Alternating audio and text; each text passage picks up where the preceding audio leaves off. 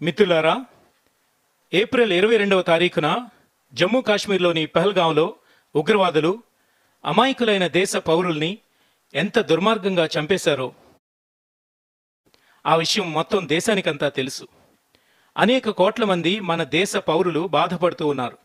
బాధిత కుటుంబాల దుఃఖాన్ని చూసి మొత్తం దేశమంతా వాళ్లకు అండగా నిలబడింది.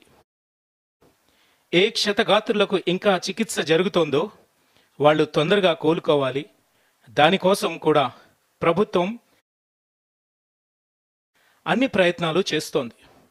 మిత్రులారా, ఈ ఉగ్రవాద దాడిలో ఒకరు తమ కొడుకును పోగొట్టుకున్నారు, మరొకరు తమ సోదరుణ్ణి పోగొట్టుకున్నారు, మరొకరు తమ జీవిత భాగస్వామిని కోల్పోయారు. వాళ్లలో కొందరు బెంగాలీ మాట్లాడేవాళ్ళు, కొందరు కన్నడ మాట్లాడేవాళ్ళు, కొందరు మరాఠీ వాళ్ళు, ఇంకొందరు ఒడిశా వాళ్ళు,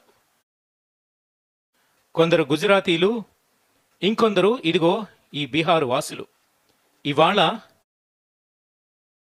వాళ్ళందరి మరణానికి కశ్మీర్ నుండి కన్యాకుమారి వరకు మనందరం పడుతున్న బాధ ఒక్కటిగానే ఉంది.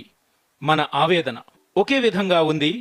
ఈ దాడి కేవలం అమాయకులైన పర్యాటకుల మీద జరిగింది కాదు. ఈ దేశపు శత్రువులు భారతదేశపు ఆత్మ మీద దాడి చేసే దుస్సాహసం చేశారు. నేను చాలా స్పష్టమైన మాటల్లో చెప్పదలుచుకున్నాను.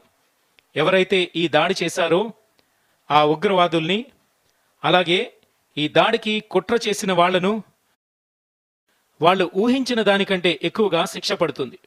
ఖచ్చితంగా శిక్ష పడి తీరుతుంది. ఇప్పుడు ఉగ్రవాదులకు మిగిలిన కొద్దిపాటి నేలను కూడా మట్టిలో కలిపేసే సమయం వచ్చేసింది. 140 కోట్ల మంది భారతీయుల ఇచ్ఛాశక్తి ఇప్పుడు ఉగ్రవాదుల ఆశల నడ్డి విరగొట్టి పారేస్తోంది.